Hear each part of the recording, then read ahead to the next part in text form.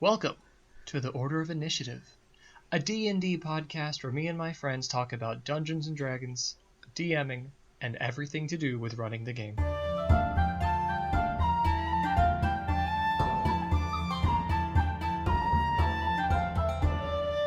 Alright, so today we're talking about railroading, and you might be wondering why we're not talking about villains or character backstory. Well, so am I. No, basically, we had some technical issues recording the last episode, so we're going to table them for now, come back to them later, when we're not going to be rehashing the exact same conversation, but we will get to it, because, boy howdy, we have a lot to say about those topics. Slightly related, we're going to change our format a tiny bit, and have only one topic per episode, just to make sure we have enough time to fully get into each topic and not feel rushed. I think that'll definitely be better for us moving forward. But we're talking railroading today, which is very exciting. So tell you what, everyone, why don't we roll for initiative and see who's going to talk first? Do we have modifiers? I like to think my deck score's pretty good. Oh, you know what? You know what I should do as a professional podcast host? I should introduce the people here. I'm Charles, and we've also got Nathan. Hello. And today, for the first time, we've got Jake. Well, hello there. Holy crap. Okay, General I'm gonna roll. Kenobi. I'm gonna roll my initiative, baby. Oh, I got a 2. 13. I got a 1. Oh, okay. So you don't get to talk this whole episode with a nat 1. Okay, well, Sorry. I'll see you guys next time. Yeah, it was fun having you. Podcast. Thanks for coming on the show. We probably should have figured out these rules beforehand. Well, I guess that means you're leading the discussion, Nathan. What you got? Oh, wow. Well, so I'm going to throw out a hot take here, I guess, and just lead off the show by saying I don't think railroading is such a bad thing. I think there's bad railroading, and that's what a majority of players end up seeing. But I think it's important to recognize that railroading is a tool that you as a dungeon master can use to either blatantly, which it maybe isn't as well liked, or subtly move your players in sort of the path that you want. I mean, we as dungeon masters cannot prepare everything. That like a lot of new dungeon masters will, but I totally agree. That you shouldn't. Nobody can do that. You can't predict what your players are going to do. So you prepare a few different scenarios and nudge your players to that. And if they choose to go do something entirely different, just move your stuff a little bit into that place anyways.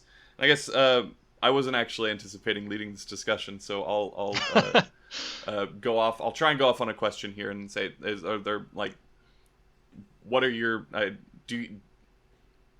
have you done anything sort of like this? Do you guys participate in the act of railroading at any time, or do you try and prefer to go more sandboxy, which we might save for another episode, who knows? But I'm fine talking about it here as well. Yeah, I think a sandbox is like the complete opposite of a railroad. And I sort of go for a happy middle, and I totally agree with you when you say that railroading is good when used correctly, because you can't have it be totally open. If you're completely improvising everything, that's just chaos. I had a friend who constantly kind of pushed for me to run a game that was 100% improvised, and I told them over and over, like, you don't want that. Like, trust me, that's gonna suck. You need to have some sort of plan. And, like, it's debatable how much you want to plan versus how much you improvise, but 100% improvised session sounds like a nightmare to me. I think the key to bad railroading is nudging versus forcing. And you kind of reminded me of that, Nathan. Like, nudging your players in a direction is what you want to do, but once you start forcing them in a direction, that's railroading. You're taking away their agency, and their decisions no longer matter. And that's the big thing. Like, once it doesn't matter who's at the table playing for you, and you've just made the decisions already, it's bad DM. What do you think, Jake? I agree with that. I think the big thing that I have a problem with in railroading, besides player agency, like you mentioned, is the breaking of the illusion. That's a big one that I think railroading. If your players realize that you're doing it, they're not going to be as invested in the story because they realize, they're broken out of the illusion that we're making decisions in a semi-real fantasy world, and really it's just the DM choosing what's going on. Absolutely. And if you wanted, that, you could just play a video game. D&D is special because that you can just choose whatever you want to do, and it. But I do think that railroading it's quite possible to do it without your players ever realizing that you're doing it, if you need to. For example, when I plan a dungeon, I try and base it around a theme, obviously based on, they're going into a temple of like a lich or something. It's going to be filled with skeletons. But if your players decide to go somewhere else, you can still reuse that and just replace all those skeletons with like orcs or something similar. And you still get to reuse that content. Just reflavor it a bit so it feels like, your players' choices, did change the outcome of what happened. They actually brought themselves here rather than you always planning on doing this dungeon, right? Right. That way your planning Yeah. doesn't go to waste, but it doesn't feel like Yeah. you're railroading them either. And even It's if the idea of like the quantum dungeon, right? Yeah. And it's one of my core tenets as a DM that I've touched on before. Nothing's canon until you say it out loud or present it. So, yeah, absolutely reuse your dungeon. What were Yeah. you gonna say, Nathan? yeah, and even if you can't even if it's not that your players have avoided the skeleton dungeon and went to the orc dungeon, even if you can't use that dungeon that you planned immediately, you've already done the work. Yeah. Just throw it in that use saved folder. a different encounter later. Yeah.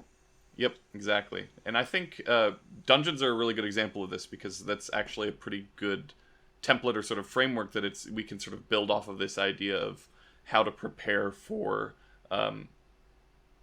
your players in every action without actually preparing for every action. The way I like to build dungeons is I give an objective. There's there's the boss chamber room that they're trying to get to, and there are a variety of different ways to get there, and that's based on how you build your dungeon. Maybe it's a straight line there, in which case that maybe is an example of not so great versions of railroading. But there's also a lot of dungeons, especially ones you see in official material, are these like sort of sprawling labyrinths with there are so many different routes to get to the same location. The last dungeon I ran was there was the boss room that they started at, but they couldn't open the door until they found all 4 keys. And all I did is I put those keys at different rooms in the dungeon and let them go out and get them all. And it doesn't matter what order they did it. They did still end up having to go do it, and that can be applied to things beyond just dungeons. Your players are going to have an objective. If you don't know what your player's objective is, then, well, that's a problem in and of itself. But as a DM, you probably should. And if you do, well, then you've got a very good idea what steps your players are going to take. And all you need to do is sort of prepare those 4 keys. And Do you ever reuse dungeon content? Say, because like if you have a lot of multiple paths and they choose path B, will you just reuse all your other content in some other dungeon or other context? As you put it, nothing is canon until it's seen on the table. If they didn't see it, it didn't happen. So I can make it happen later, and that saves me a lot of time in the prep stage. Because if there's one thing that is an important skill to learn as a DM, it's to, well, I guess there are a lot of things. I don't want to say this is the only thing, but one very important thing for DMing is saving yourself some prep time, because it's a lot of work. Yeah. One of the no, let me rephrase that. How do you guys find the balance between letting your players have free roam of the entire continent or world and actually giving them like a set quest you want them to do? Well, I think this is once again, depending on the kind of game you're running. If you're running a sandbox, then that's sort of more up to the players. But if you are doing a more story-based linear game, then in my opinion, I would still give them free reign to go over and do what they want. But I make it clear what their objective is. You're looking for this ancient MacGuffin that will help you save the realm against this imminent threat. If they choose to go do something else, imminent threat will become more imminent and perhaps more threatening. But if they do follow my nudging, then I have a guideline or a path that I expect them to take and can sort of work on that. And then even if it is a sandbox, presumably the players have some sort of objective. There will always be an objective in play. It just depends on where it comes from. And then that is sort of your framework from where to go from there.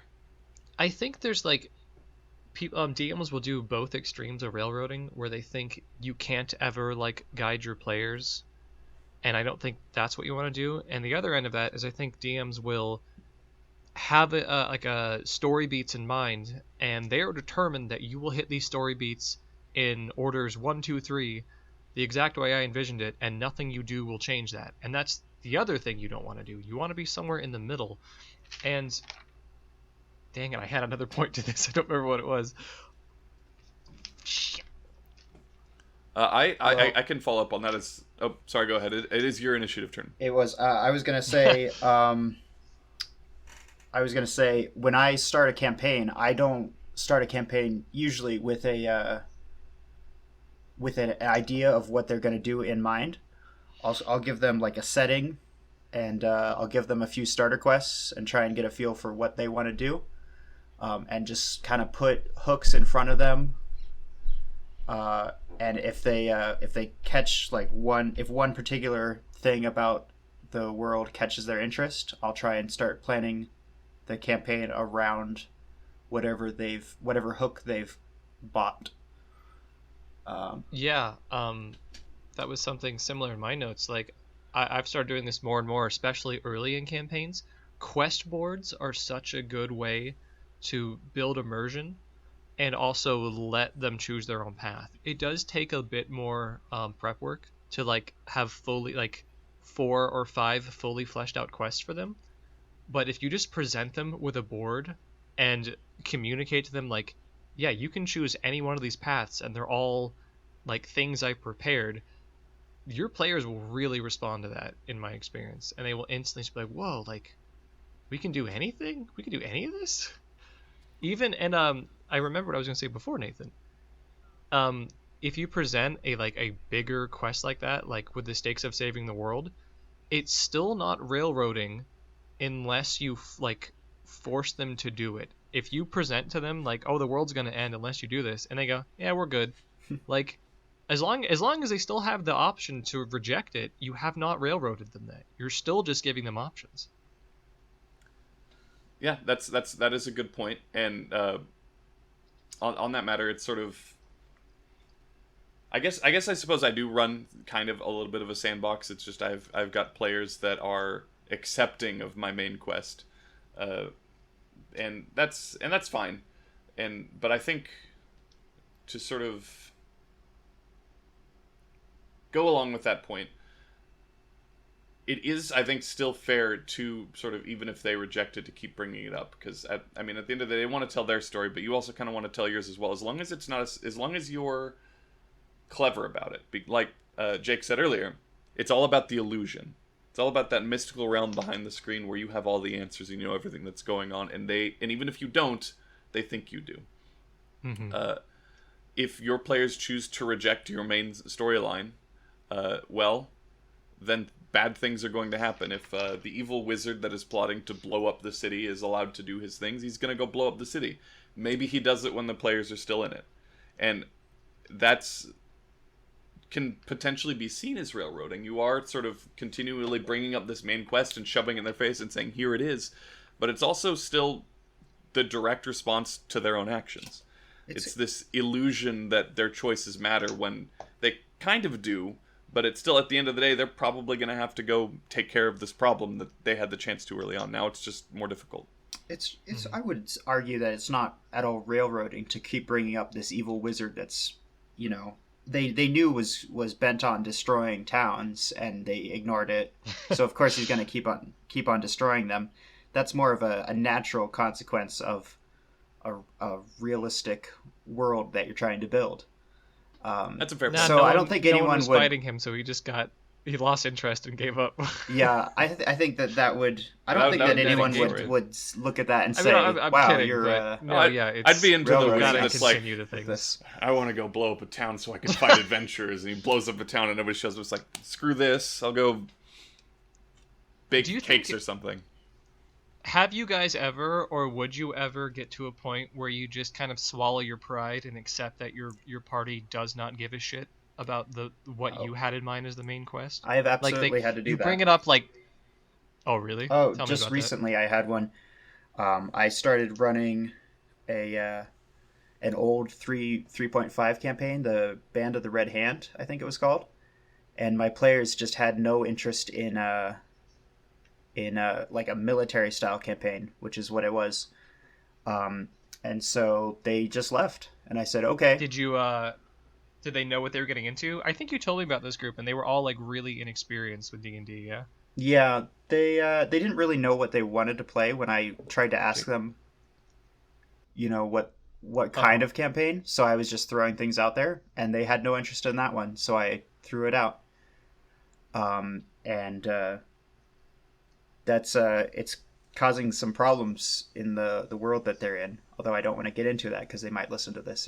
It's an ongoing campaign. So, but they just. So what are you doing to deal with that if they're just not engaging with what you intended as the main story? I mean, what I tried to do was ask them what they wanted. Again, but again, they didn't have anything for me. So I just threw out more plot hooks and tried to see what they were interested in, and they latched onto one, and it because of the like severity of the threat from the other one, it was related to this new plot hook, so it kind of wove back into the original story. Oh, cool. And like that was just a happy coincidence, but it worked out. I never put in like Well, that seems perfect. too much time invested in like plotting what's going to happen next, like other than this session. I just try and get a general idea, so if something like that happens, I can completely switch gears and start changing the plot to fit what the players are interested in. Yeah. Did the first quest, do you think maybe like if you can tell me more about it, did they feel maybe physically intimidated or did they just not think it affected them? I've noticed with new players that like if a threat isn't physically attacking them, their character, it's hard for new players to care. Do you think it could have been some of that? I think that might have been part of it. They were adventurers who kind of were based inside of one specific city, and this war was happening kind of far away, and I think that they just had no interest in something that was not directly affecting them. They also told me that they didn't want to be like in a military campaign, like taking orders from a general kind of thing, I guess. Ah. Yeah, I can see that. Do you as players, what kind of games do you guys like? Do you like your sandboxes or do you want a more like plot not narrow, but a more focused experience? I think my preference would. I think once again it's sort of back to the middle. I think I want to have the freedom to go tackle the problems I want to tackle, and then tackle them the way that I want. But at the same time, I don't want it to be dungeon crawl after dungeon crawl. Like I go to point A, kill some monsters, come back and do things. I think I like the idea of maybe there is one sort of in the background overarching plot that's going on as things are happening, but as players and as a party, we're sort of tackling going through these smaller arcs, like maybe personal player related stuff. So like we go and fight the villains that killed the cleric's family, or go try and find the rogue's ancient lost artifact or something. And these can all be very potentially linear, story-heavy, personal, dramatic things. But it's sort of, you finish that and it's like, well, where we go next? We have all these options. I think it's a sort of a good hybrid, short-term linear, long-term sandbox. Jake, what do you prefer? As a DM, I tend to gravitate more towards the sandbox style games a little bit. I lean towards that because that's what I prefer to play as a player.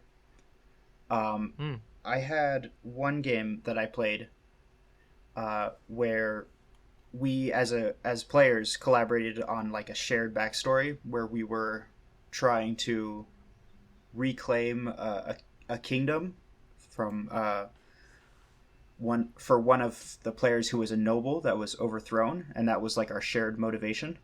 And then we played the campaign, and it was one of those pre-made modules, and that kind of never came up, and that was a little bit disappointing. It was still a fun game,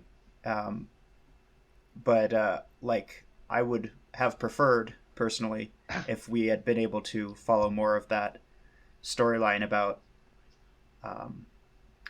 overthrowing usurpers, because that related to our backstory. Yeah, that's actually a reason why I'm... Oh, if you have more, go ahead. No, go ahead.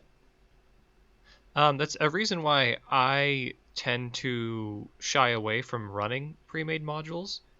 I feel like, and to state firsthand, I don't really like playing in sandboxes for a similar reason. Like, I feel like if you're doing D&D, the experience should be tailored for the players and characters at the table. And if it isn't, like, what was the point of making these pre-made characters? Or, sorry, what was the point of, like, making these unique characters? If the plot isn't directly related to them, and they're not, and the whole experience in general isn't tailored to them, why did I bother making this unique character? And Nathan, it sounds like yours is a good compromise. And I think I'm in the minority here, but to me, it almost still sounds like side beat things, like side quests to address the main characters, the party. What I like to try to do is have the main plot directly relate to the characters and weave their backstory into it, which is something we talked about last time that we lost. But just like the closer you can bring your big overarching story directly like to your players and have it hit close to home, I feel like the more effective it's going to be. I have a I can see follow-up that. question. Usually, What's up? So I wanted to ask, how would you go about incorporating that style of play when you have players who aren't really like, they're not super interested in giving you a backstory? I've had a lot of players who just, I had to try and force a backstory out of them, and I just gave up because they just didn't seem interested in that. Would you? So I learned this the hard way recently, actually, and I like sort of have given myself a new rule as a DM because of it. I had a player join kind of recently, and it was a similar situation. He just like refused to give me what I considered like a good backstory, or at least even a fleshed out one. He had a backstory. His backstory was, for the context, it was Eberron setting, and he was a Warforged. And I've tailored the setting a little bit, not too much, but in general, Warforged are not liked, borderline openly hated. Imagine like in Star Wars, if after the Clone Wars, droids or battle droids tried to get jobs, right? Like no one's gonna be very accepting. So he wanted to be a Warforged, and I was telling him like, excuse me, I was telling him like, yeah, well maybe you could, like, what does he want to do with his life? Like, how does he view people and their open hatred towards him? Was he involved in this war that caused everyone to hate him? And he was like, Nah, he's pretty content in life. I don't think he really wants anything. I was like, that. Are you okay? That's not a great place to start a character who wants nothing in life. And I just, no matter how hard I pushed this guy, he was like, nah, he's content. I'm just like, that's not. You don't want a character who's content. Like, that's just. I'm sure there are content people in real life, but you want to have a character who is built to change. Do you know what I mean? Or at least evolve. You want them to have a reason to come with. Otherwise, you spend like way too long convincing them to join a party. Like that works in books, like in The Hobbit, because it's only focusing on one character. But if that were to happen in a D&D game, people would get bored if they're not playing adventures by the first. And he said like, well, I'll figure out his motivations as we go. And I kind of had a point where I was like, all right, well, maybe that'll work. Spoilers, it did not work. He never really had motivations outside of I stab people. Now, so because of this experience, I have given myself the rule, like, if a player does not come up with what I consider is a good enough backstory, like, I probably won't let them join, because it's just not fun for me if you are a blank slate that has literally no motivations. Now, I heard the horror stories about this particular player, so I don't. Oh no. I'm not gonna bring it all up, but this is obviously a bad situation, but I don't think coming up with a character that's more of a blank slate is inherently a bad thing. I touched on this briefly in the Session 0 episode, but there are players out there who don't necessarily play the game to come in here and act out this grand story and have this wonderful adventure. There are a lot of people out there that just are content to sit at the table and watch things unfold and crack some skulls every now and then, and I think that's fine. That's true. I think that's definitely something to clear up in like we were talking about in the Session 0. But if they don't seem like they're totally invested in the story, in their own character's personal story, but they seem like they're having fun, I don't necessarily think that's a problem. And not everybody's going to come at you with a 5-page backstory. Hell, I've played with people that gave me a paragraph, and everyone had a blast. Yeah, I think the problem comes in with, like, I mean, you know, it takes two people to tango. I'm the other half of the problem. Like, as a DM, I very much want to do character-based stories and personal quests. So, I ultimately, yeah, I think that's probably best suited for just another DM or another campaign. It's just something I've learned about myself. Like, I want my players to have at least motivations, like any sort of goal in mind. I would There's just literally no goal for this character. Rather than going so far as to just bar a player from the table, I would probably just say, as part of character creations, all right.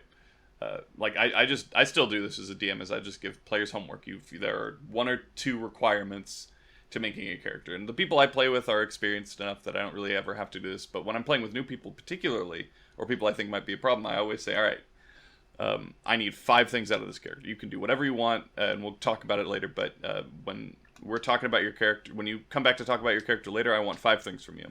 I want your character's likes, dislikes, fears, and short-term goals and long-term goals. And if they can come up with 1 or 2 of all of those, then we're good to go. And if they can't, then we talk about them. And I guess I sounded pretty harsh. I didn't quite mean that, like, if a player doesn't have an idea, I ban them from the table. I meant more like in a situation like this where I push and push and push for these things they're asking for, like, what are his likes, what are his dislikes, what is his short-term goals and long-term goals, and they just don't ever give me anything. I think for the sake of my enjoyment, I have to say I just don't think this character is going to work in the game. Do you think, as a DM, you'd ever hit a point where you'd be like, nah? I think I'm pretty different, because I don't... If someone just doesn't want to make a backstory, and they just want to observe, usually they're people that don't interact much with the game anyway, then it's not, more work for me. They're just there. They're just basically passive observers. Does it get weirder if this particular player said he had 20 years experience with the game? It does make it a little strange. It's a little strange. Well, it could just be a 20 years experience of being a passive observer. That is a way people like to enjoy this game. Yeah, that's valid. Yeah. And they're not ruining anyone. As long as, my golden rule is, as long as you're not ruining other people's fun, you're playing D&D right.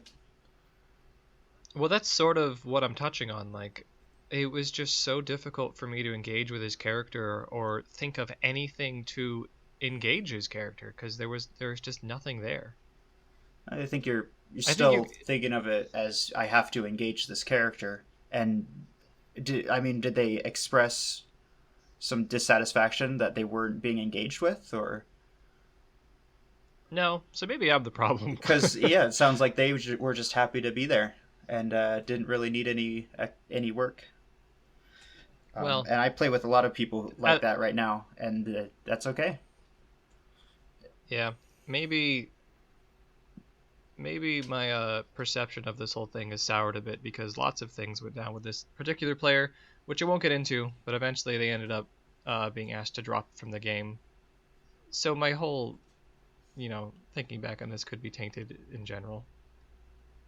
I think you told me about this. There's certainly that guys, but I think the desire to just sort of sit and watch and have a character to play around with when combat breaks out is I think it's reasonable, and maybe if you get an experience with it later on with somebody that's not that person, you can try it again and see what happens. Yeah, I appreciate hearing you guys calling me out on this. Basically, I think interesting to hear other takes. That being said, I do think it is reasonable to let a player know, hey, this character's not going to work. We talked about this session 0, and there are times that can happen. So it's every DM has to find their threshold with what they're able to deal with and what it is, and maybe that's just yours. Yeah, if there's someone at your table who isn't a good fit, even if they're not being problematic, it's okay for them to just not be a good fit for the table. It's okay to just ask them, maybe you should find another DM because we're not meshing and no one's at fault here. Yeah, and I'll always say this, there is not one way to play D&D. Even if there's my preferred way to play it, that is not the only way to play it. That's just my preference as a DM. There's so many other games out there that are more tailored for individual experiences. Like games, for example, that have a very set storyline that the players will invariably just do that whole straight thing. Mm-hmm. Which it seems like all of us implement kind of at least a little bit, but don't go fully into that.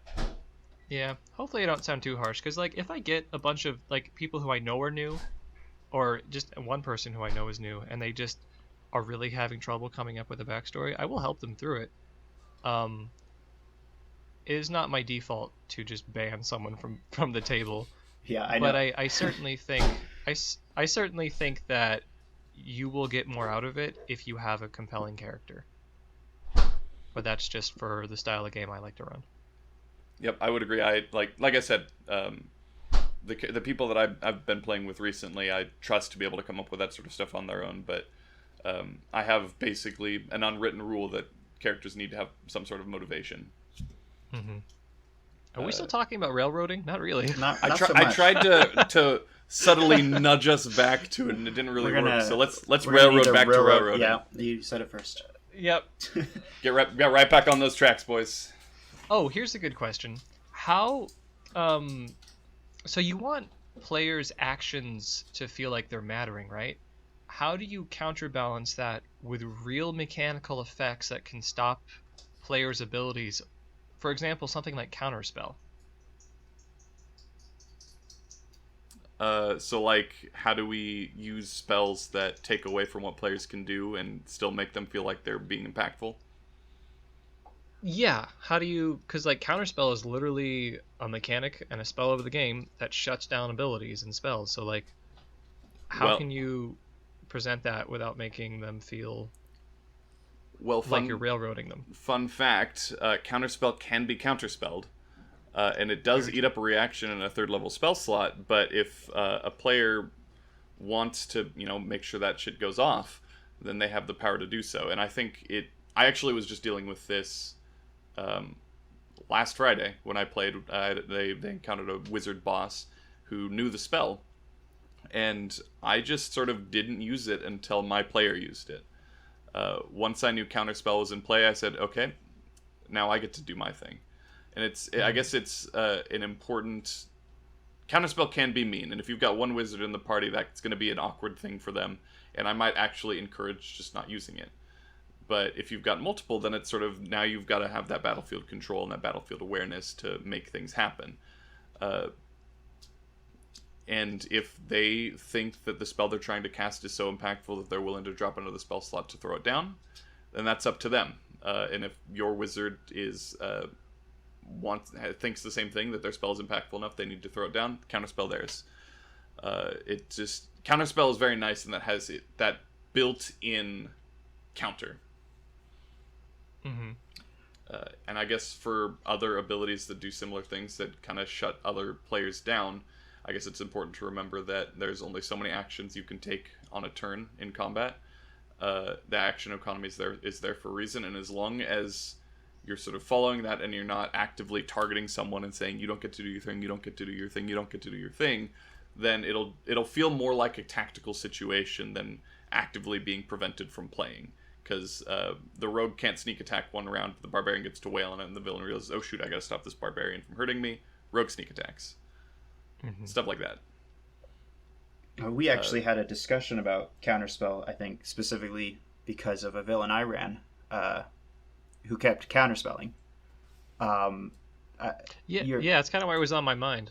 And like my thoughts on that are, like, counterspell, it can be kind of, annoying to just not be allowed to cast the big spell you wanted. But it's there as part of the game. It's a balanced, spell. There's certainly counterplay. If the player just moves 30 feet away from the person casting counterspell, they can't counterspell it anymore. And there's the ability to counterspell, like you said. And I would rather be playing the villain in a way that, like, is smart, because wizards are smart people. They know that counterspell exists, and they know that it's really useful. I would rather a character, be like, oh, that was a little disappointing that I couldn't cast my spell, over like going home the day after the game and saying, I wonder why that villain who's supposed to be so smart and good at magic never did anything to stop me from just one-shotting him. Yeah. So I don't think that really takes away players' agency. There's counterplay. There's always something else you can do, unless you just won't let them for some reason. Yeah, I think that's the issue, or the kind of the core of it. If there's a mechanical base for it, then any salty feelings don't. Well, not that they don't matter, but that's just frustration, almost from a character perspective. I'm sure it bleeds into player perspective sometimes, but it's a literal mechanic of the game. So yeah, and it can lead for cool narrative moments for sure. Like it can feel more like a wizard duel, Yeah, and you're not ever casting spells back and forth. Yeah, and you're not ever supposed to be like just assured of doing anything in D&D. Oh, we lost him again. Uh-oh, can you not hear me? Wait, we're back. I hear you now. Oh, sorry. I was saying you're never really assured of doing anything. Like, if a barbarian wants to lift up a heavy door, there's always the chance that it'll fail. Magic is should be the same way, and just like everything else. And counterspell, I think, is one of the ways that they keep spellcasters from taking over the game, especially at higher levels. Yeah, everything is a gamble. I guess I should clarify. I it's not that I'm trying to go easy on them with counterspell. I don't want the impression to come across that I'm targeting my wizard and saying, no, you don't get to play the game now. It's when the 4th level spells come out, the counterspell is going to come out too, but I don't want it to seem like every one of his turns is just the time for the wizard to not get to do anything. If when he's playing smart, it's fine, but sometimes the battlefield control's not in his favor. Yeah, I think I know what you meant. I've got a question. Nathan, you've mentioned before that, like, when you're in the shoes of your villain, sometimes you just want to monologue, goddammit. Oh. And I think it's been a common occurrence with you that you'll have a monologue planned for your villain where he gets to reveal some of his plans and taunt the party, and they just shoot him two words in. Yep. Have you ever, like, kind of cutscened it so that you got to monologue, or like, oh, there's a force field in front of him and he gets to talk for once? It depends on the party. If it's a party I feel like I can get away with cutscening, I will. But if it's a party that really just wants to go smash, then I won't, and it hurts me. One of my favorite parts, player and DM, of Dungeons and Dragons is dropping big ol' fat soliloquies down in the middle of the game. And as the DM, I feel like it's best suited for that because the villains get to have their fun. But I'm starting to come up with clever ways to get around that without actively taking away player agency. Like last session, this is a lot of stuff happened here, so I have a lot to talk about from it. I had that boss fight that they were doing was the lieutenant of a main villain that is kind of spoilers, but they already know that. And when they discovered that this was a diversionary tactic and they went and found a witness who had saw the main villain doing their shit, the villain had monologued to the witness, and the witness was able to tell him, oh, he turned around and he deployed the fireball, and then he said, give my regards to the sentinels. And then he teleported away. And granted, that's not really a full monologue, but let him have his moment without being interrupted by a player. And then the party shot the NPC with an arrow. If they had done that, I feel like they would have earned it, but also a lot of other things. No, that's a great way to do it. Just as I was thinking about it, I thought of, like, put your villain at the top of a tower, and with he's taunting them from the very peak with a booming voice, and, like, yeah, maybe you can shoot him with an arrow, but that's not an easy shot.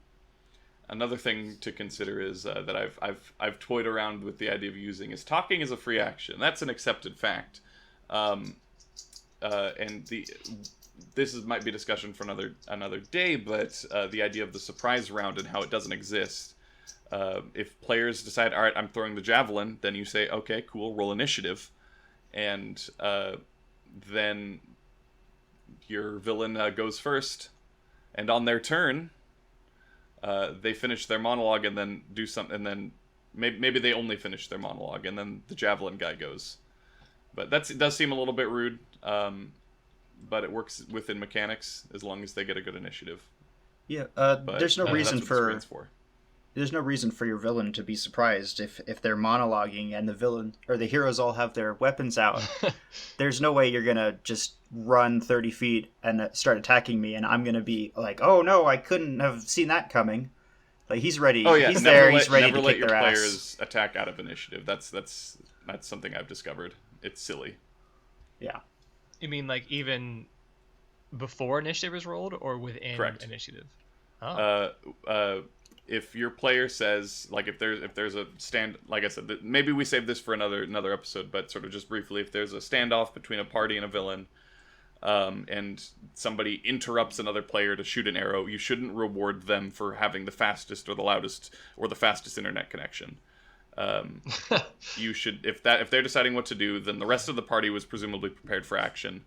Yeah. The villain was probably prepared for action. Everybody rolls, and if anybody is surprised for any reason, then they get the surprise condition, and that's that. But you would probably only do that if, like, the other party is totally unaware. Or has no reason to yeah. suspect that they would attack them, like if they were considered allies. Yeah. But definitely How not 5e if they were... handles it. Yeah. How 5e handles it is that if there's the chance for surprise, the surprising party makes a stealth check, and the surprised party makes a perception check. If the perception check is failed, they have the surprise condition for the first round of initiative, which just means they can't take reactions or actions or move. I did not know that rule. And it just Whoops. prevents players from having the fastest voice, the loudest voice, or the fastest internet connection from being able to always go first. Yeah. It takes the rules of the initiative in play for whoever has the fastest reaction time and lets them go first. Yeah, I think a lot of players just want that cool moment of fuck you when they stab the bad guy. Um, but if I can just put this out here to players, your DM wants to flex his acting muscles too and his role playing muscles. So if it just be aware of like the sort of the tone of the scene or how your DM is running characters, and if it seems like they have more to say, as long as they're not like a direct threat, let them talk. And maybe conversely, like or inversely, probably inversely. Um, DMs, if your players are giving you the time and the respect to let your villain talk, don't go, haha, while he was talking, he was secretly doing a ritual behind his back, and now he's way stronger. Like, if And they're if you do respecting you, that, respect them. if you do end up doing that for whatever reason, let your players notice. Yeah, give them Yeah, a Make chance checks to. to see if they see it. Yeah. Like a perception check, and you see, like, is there a blue light from behind his back? What's up with that? Also, if to DMs that want to do this, another trick that I have learned to do is if your players are giving you the time to let you do your cool monologue, reward them for it. It is a common trope that villains will reveal their plan as a part of their monologue, and that's useful information to players. If your players decide, "All right, I'm just going to shoot him with a face in the arrow," they don't get those hints. But if they do, reward them by saying, well, the villain saying, and then by the time I'm done, the great villain will be raised from the earth and the demon will smite you all. And then name drop the demon, and then players have something they can research and look into. And if they just shoot him right out, well, they don't have a villain name, and they don't have a demon name, and that's their fault. Yeah. And That's a great idea. And if the players pick up on that you're doing this, maybe they'll let you do cool shit more. I like that a lot. Well, you guys still got any tiny questions or prompts? We about done? Well, let's see. The original topic was railroading, which I keep forgetting because This was related. these So are these are pretty mostly related. But let's see.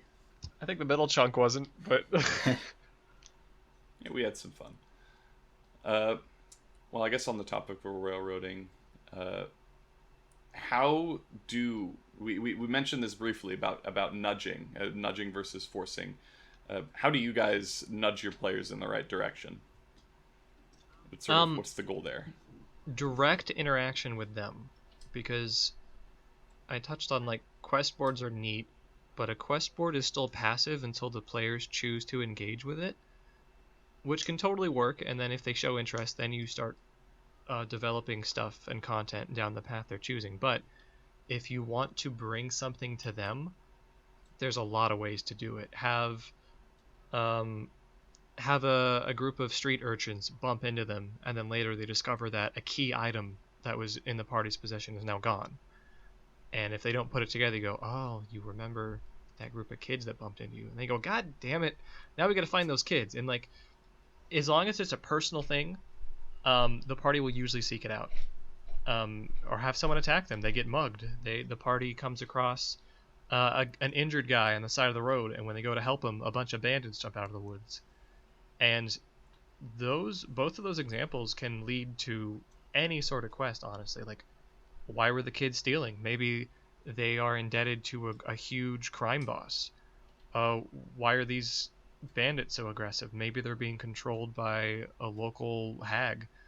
I don't know. You can there's always starting points, and you can always build to something bigger with your exciting incident.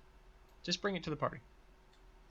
I think it's very easy and natural as well to just keep reminding them that just because you're ignoring the cultists that are here to revive Demogorgon and bring him into the material plane doesn't mean they've stopped trying.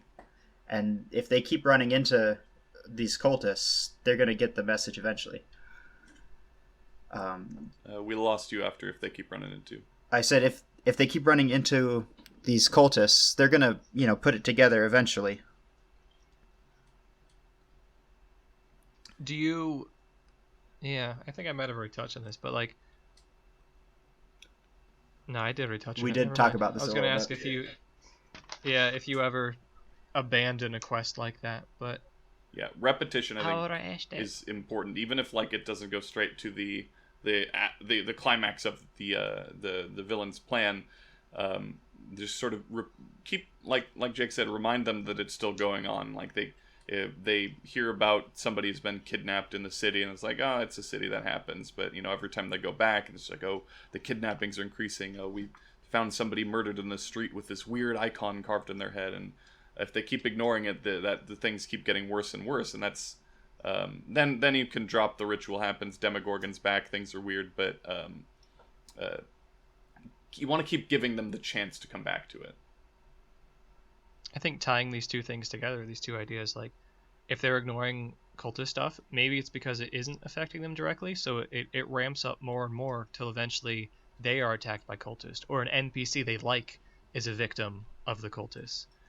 Um, yeah, just ramping up, and then it affects them. And like, I actually kind of like that. If they are inactive, now they have to deal with the consequences. Like, this is what your inaction caused.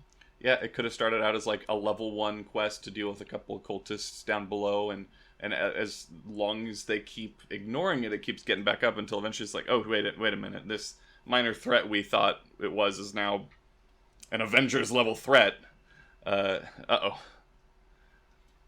And you guys, like, to throw it out there, you guys aren't worried that this could feel like railroading if like your players clearly don't want to do it, but you keep pushing it on them? I think if it's a natural consequence of their actions and something that they knew about, it really is hard to consider that railroading, and less Yeah. railroading and more just world building. And it would be weird to be like, oh yeah, those cultists you ignored, someone else took care of them. You guys are good. It doesn't really matter what you guys do because someone else will take care of it. If it seems like it's something they're actively avoiding, though, it might be just safe to drop.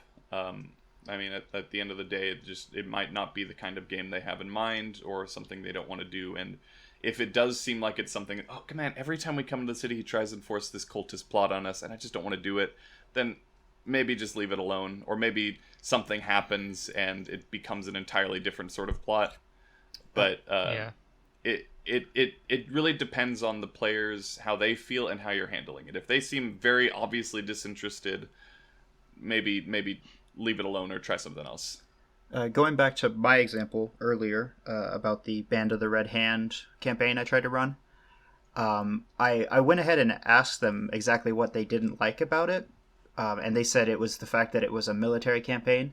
I think they didn't like that they were being given orders instead of being just like allowed to decide what they do.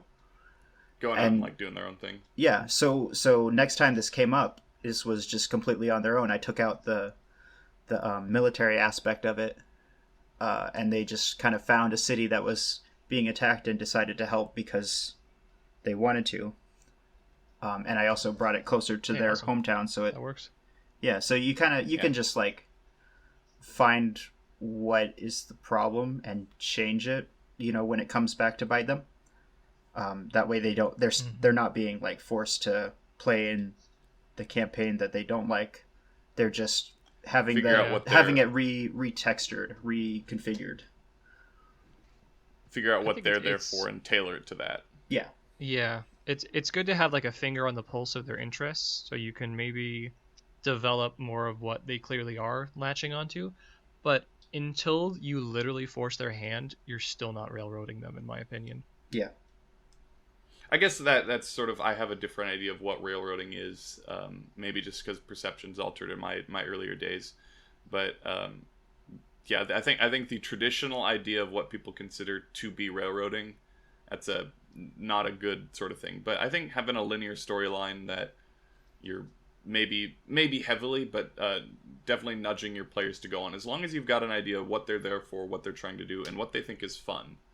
I think a linear game is as long as everybody's having a good time, it doesn't matter what kind of game you're running. And that's the kind of the core point, as long as everyone's having fun. Including you, Well, the DM.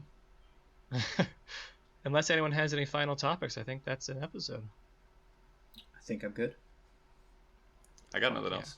Well, oh, what you got? Oh, I've said my piece. Sorry. Oh, well, thanks for listening, everyone. Next week, we're going to be back with designing one-offs. Ooh. Hey, great. Also, don't forget, if you go to our Twitter, we're the Order of Initiative on Twitter, there's a link pinned to the very top, and you can submit your own questions. And hey, maybe we'll answer it on the podcast. We'd love to hear from our listeners. And we'll see you next week. Thanks, everyone. Thank you. Bye.